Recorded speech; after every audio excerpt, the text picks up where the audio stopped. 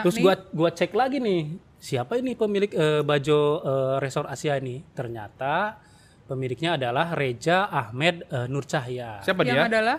Yang ternyata ketika gua cek Google dan muncul di LinkedIn, dia itu adalah salah satu senior desainer di Urbane Indonesia. Urbane itu kalau nggak salah perusahaan arsitek milik Rika ya, Ridwan Kamil ya. Didirikan oleh Ridwan Kamil. Bocor alus, membocorkan Hibis Fantasi. Siapa yang berinvestasi di sana? Diurut perusahaannya, diurut pemiliknya. Hingga pada akhirnya tahu nggak? Nyampe kepada Ridwan Kamil. Allahumma sholli ala sayyidina Muhammad. Pak RK, serius ini? Coba kita cek dulu sama-sama nih. Aduh, bocor. Apa? Banjir akan teratasi kalau saya jadi presiden. Siapa tuh presidennya? Tapi malah izin di Dejavu. puncak ya, yang malah dikasih ke pengembang segala macam pengusaha ya. Subur malahan, subur pengembang. Dan dua bendungan gak berfungsi lagi. Aduh. Oke, berarti kita hari ini main soal banjir yang kemarin ya. Banjir di Banjir. Jakarta dan Bekasi ya, Sen, Iya, ya. Bogor juga ya. Dan apa namanya, titik puncaknya adalah ya memang di puncak itu, gara-gara Iya. puncak dibabat-babat sama pengusaha dan lain-lain. Banjir titik puncaknya itu sampai ke Bekasi dan Jakarta. Ya, Gitu. betul. Jadi siapa yang duluan nih? Kang Villa silakan. Dia Mamang Villa. dia masih apa Mamang namanya? Villa ini. Jet lag itu Iya. satehan Jawar. Sebut merek. Ya, kalau berbicara banjir Bekasi dan Jakarta, ini ada persoalan di hulu Sungai Ciliwung, kemudian Cikeas dan Cilengsi. Persoalan itu adalah alih fungsi lahan. Nah, kita kemarin ya, gua sama teman-teman lah, termasuk juga lu ya Sen, ke mana? Ke puncak kan. Jadi di hulu Sungai Ciliwung kita bahas yang Jakarta dulu ya. Karena banjir di Jakarta itu akibat alih fungsi lahan di Sungai Ciliwung. Di hulu Sungai Ciliwung itu ada dua problem. Pertama itu adalah lahan milik PTPN, yang kedua adalah kawasan hutan. PTPN adalah PTPN di sana itu Gunung Mas ya, Ya. PT Gunung Mas. Nah di Gunung Mas ini ternyata ada 33 KSO kerjasama antara PTPN dengan perusahaan. Itu membangun berbagai macam, termasuk Hibis ya, yang dibongkar sama Demul yang ya. dibongkar sama PT Demul. Jaswita itu ya. Yang Gubernur Jawa Barat. Persis. Nah, gua kesana kan, sama teman-teman ngelihat, ternyata memang bangunannya itu kebanyakan permanen gitu loh. Nah, gua membandingkan antara Hibis dengan KSO yang lain. Salah satunya di Pakis Hill ya. Nah, di Pakis Hill itu tidak semuanya permanen. Memang rangkanya itu beton, tapi ada bangunannya yang berasal dari dari kayu dan lain-lain, sehingga ada serapan juga kira-kira kayak gitu. Sementara ketika gua datang ke Hibis, jalannya itu berbeton, kemudian bangunan itu permanen dari tembok dan lain-lain kira-kira gitu. Cor-coran semen. Cor-coran lah kayak gitu. Kemudian ada rekayasa sungai. Ini menurut warga ya, pengakuan warga.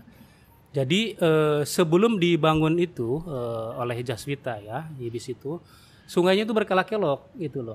Nah, kemudian ada rekayasa, jadi sungainya itu lurus. Dan ini yang menyebabkan limpasan air itu langsung turun ke bawah gitu loh. Mungkin tuh arsiteknya bikin prosotan kali, makanya serot Tapi begitu di situ kan. ada prosotan. Makanya. Ada prosotan juga kan itu. Pokoknya luar biasa lah rekayasanya terhadap sungai.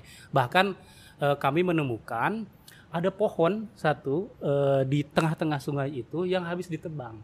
Kayaknya itu, ini dugaan kami dan Satpol PP di sana ya, Satpol PP Jawa Barat. Jadi mereka itu belum membongkar sampai akarnya. Jadi dia rekayasa sungainya itu, tapi terhalang oleh pohon. Kemudian pohon itu belum dibongkar. Jadi masih menyisakan tunggulnya itu loh, pohonnya. Nah, artinya itu membuktikan bahwa ada rekayasa sungai. Itu yang pertama. Nah, Hibis ini kan salah satu KSO ya, kerjasama operasi dengan PTPN. PTPN ini BUMN pemerintah ya. Perkebunan Nusantara. Perkebunan Nusantara. Ada 33 KSO yang bersama PTPN, luasnya itu 305 hektar. Yang paling besar membuka itu adalah salah satunya Hibis itu. Dan bangunannya itu ternyata temuan dari Satpol PP ada beberapa bangunan yang belum mempunyai izin bangunan. Jadi dalam site plan-nya itu ada hanya beberapa bangunan tapi kemudian berkembang gitu loh, dan itu tidak ada izinnya. Wow, berarti ini ada orang besar di baliknya nih ya.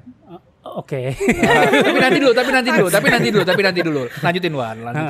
Iya, jadi karena itulah Satpol PP membongkar bangunannya.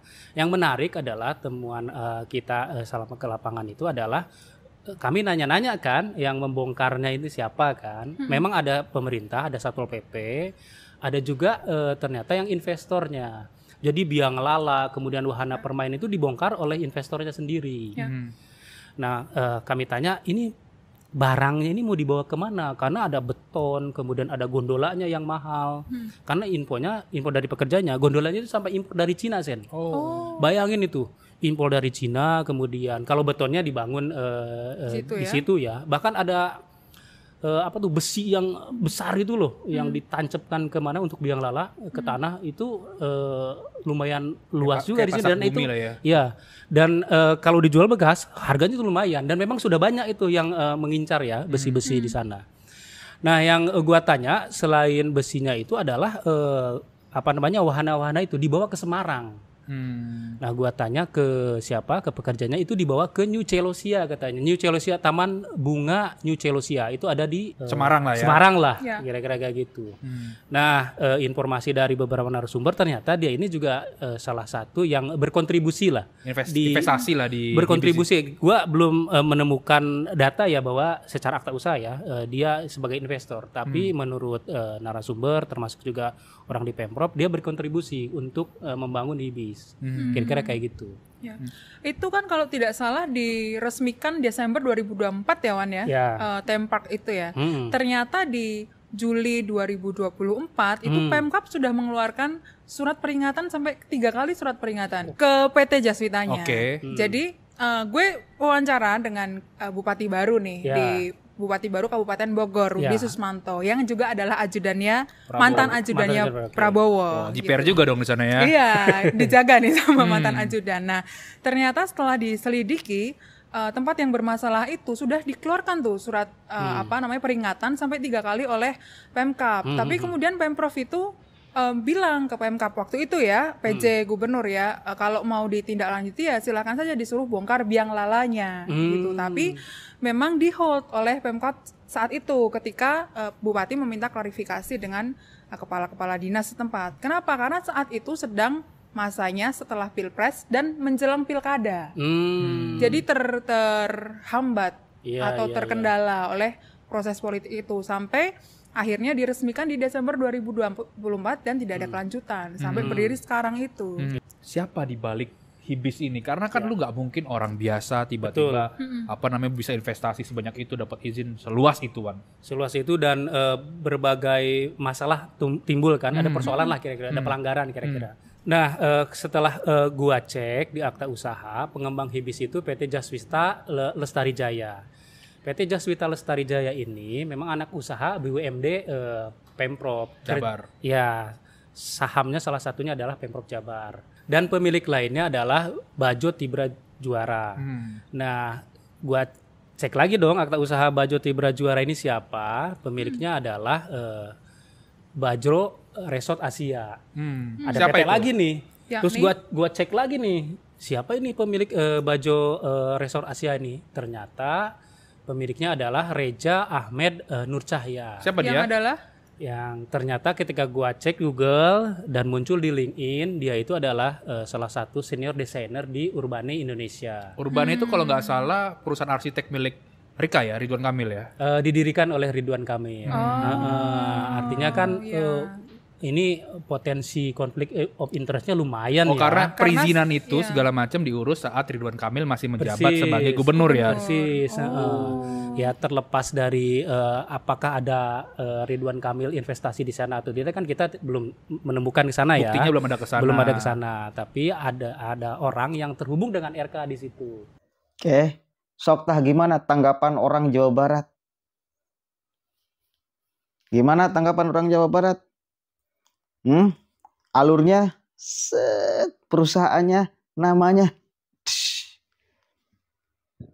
Ridwan Kamil ternyata. Udahlah, nggak bisa. Katanya, kayaknya, udah. Kalau sudah ketemu uratnya nih, lalu kemudian ada kaitannya dengan pemimpin, sebelum Kang Deddy, ya wis. Tinggal masyarakat Jawa Barat. Bagaimana sikap kalian? Kecewa atau tidak? Selama ini kan banyak orang yang kemudian jatuh cinta sama RK. Kenapa? Karena tampilannya. Saya tuh punya tetangga juga sama, ngefans sama RK. Bukan karena kinerjanya, bukan karena program kerjanya. Karena selalu stylish, pakai jas kemana-mana, pakai sepatu yang matching. Pokoknya dari atas sampai bawah itu cool banget. Soalnya ciri pemimpin yang hebat itu demikian. Ternyata sekarang kebuka apa satu-satu.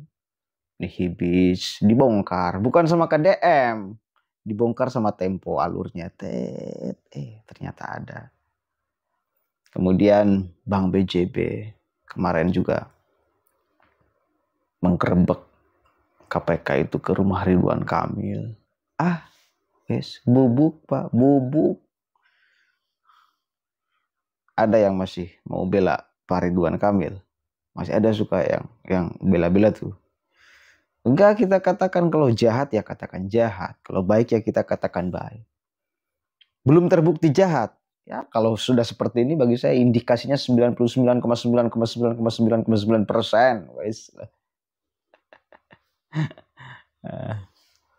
Mudah-mudahan ada manfaatnya dan mudah-mudahan Jawa Barat ke depan lebih baik. Assalamualaikum warahmatullahi wabarakatuh.